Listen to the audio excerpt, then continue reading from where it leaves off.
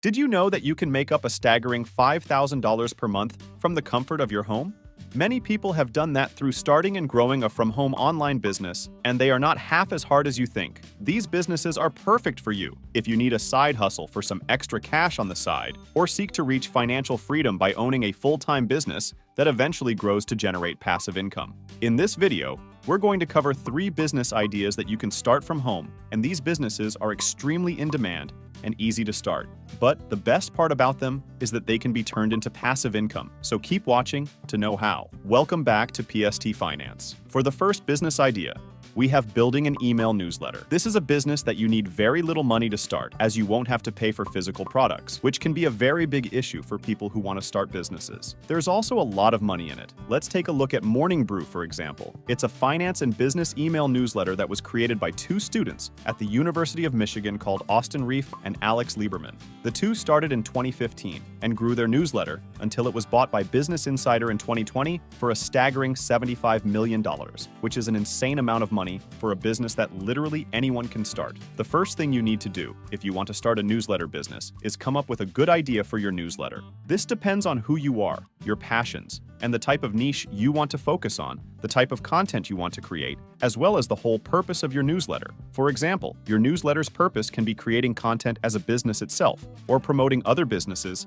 and helping them get clients by offering benefits like a discount code for subscribers. Once you've identified what your newsletter is for and why you're creating it, you need to pick the right email newsletter platform. There are a lot of platforms that you can use to create a newsletter, like Behave and Brevo, both of which have free plans for people who are just getting started, as well as paid plans that unlock more features like custom domains and increasing the number of emails you can send each month. Now that you've created your newsletter, here are some tips you can follow to grow it. First of all, you need to take some time. Crafting your subject lines. In an email newsletter, a subject line is the title of the email, so it's extremely important because it's what grabs the attention of your viewers. So you need to make sure to choose the best subject lines. If you write your own content for the newsletter, you need to do really good research, good writing, and create content that delivers value to your viewers. Many people online will tell you to use an AI tool like ChatGPT to write content. And while this might be okay in the short, it's not going to be good enough to entice your viewers to always open up your emails. You also need to make sure you have a strong call to action, as a lot of newsletters have a lot of really good text, but they don't have any actual actions they want the reader to do. These actions can be anything from clicking on a link and sharing the newsletter with a friend, to actually responding to the email.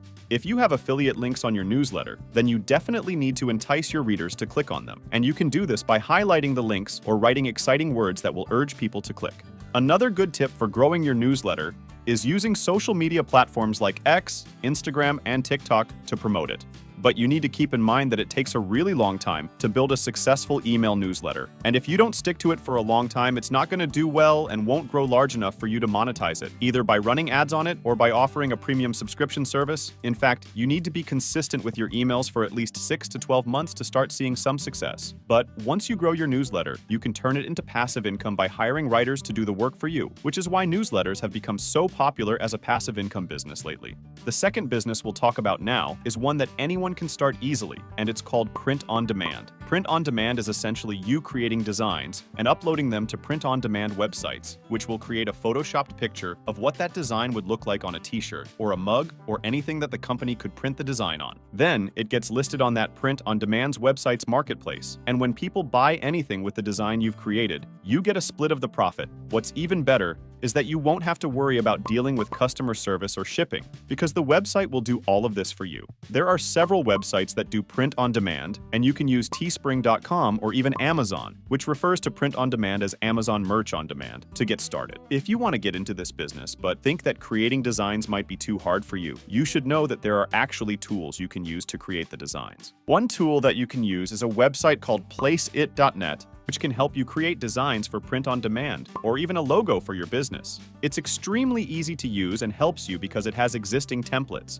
so you don't need to be a professional graphic designer to make this business work. Additionally, you can upload the same design to multiple print on demand websites that get different traffic, and this will increase your chance of making really good money and could become a source of passive income over time as you upload more and more designs. With that being said, here are some tips that will help you scale your print on demand business. First of all, you need to pick the right topic or niche for your designs to cover, and you can do any design design you want, as long as it's not copyrighted. And this can include things like song lyrics, movie quotes. They may take our lives, but they'll never take our freedom! Or logos of businesses. So you might want to stay away from these designs. You can even find design ideas by sorting products on Etsy or Amazon based on the best-selling ones, just to see what people are buying. Additionally, you can check for copyrights using a tool called Merch Informer, which will check if a slogan or a phrase you want to include in your design is copyrighted. Keep in mind that it isn't free and you need to pay $10 per month for it, but it's better than getting sued over copyright. For the third and final business we'll talk about today, we have social media management. Businesses, both big and small, are always looking for ways to use social media to reach their target audience. But they often don't know how to use social media to promote themselves, especially if they're a small business or simply don't have the time to manage their profiles effectively. So if you're into social media, you can find these businesses and offer them freelance social media management services. You can start by managing the Instagram or TikTok account for a local business, and if you can't find a local business that needs your services, you can use websites like Upwork, which might help link you up with a client. Over time, you can do other parts of the business and even reach out to other businesses that need their social media accounts managed. Some social media managers can make up to $5,000 per month, but that's if you do it full-time. If you just want a side hustle next to your daily job, you can take in from $500 to $1,000 per month. The services you can offer as a social media manager can range from just posting daily and responding to comments and DMs, to actually creating content for that company and running ads to make that content go viral. All of this depends on your social media skills, what the business is looking for, and the amount of time you can actually offer. The initial investment needed to start doing this is minimal, as you'd only need a good internet connection and your time to create content, analyze metrics, and engage with followers. Additionally, if you want to scale this and make it a full-time business and grow your client base, you can eventually hire people to do the work for you. And this can turn the income you get into passive income, where you won't have to do a lot of work. To conclude this video, there are a lot of businesses that you can start at home for a very low cost, and we tried to cover 3 that are low cost, in demand, and easy to get started at. Remember, none of these businesses will be a success and earn a lot of money if you don't stick to them for a long time, meaning that it's important to be patient and work hard to grow your business so you can enjoy the fruits of your hard work. Well, that is everything for now. What do you think? Will you be starting any of these businesses? Please let us know in the comments below. And if you haven't, please subscribe and leave a like for this video. Your support helps us continue our work. Thanks again for your support, and I will see you in the next one.